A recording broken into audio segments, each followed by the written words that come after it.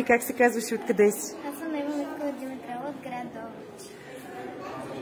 Току-що станахме свидетели на една невероятна битка.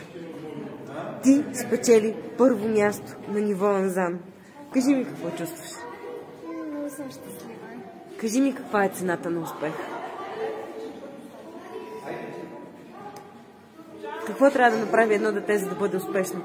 Трябва да се упражнява, да ходи с желание на тренировки, да прави всичко с желание. Кажи ми кой е твоя треньор.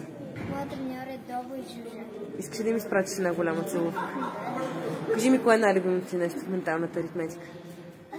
Да смятам да се замълнявам. А на какво те научи менталната аритметика? Да запомням, да смятам и да съм бърза. Ти си победителя на всички нива, т.е. на ниво Анзан.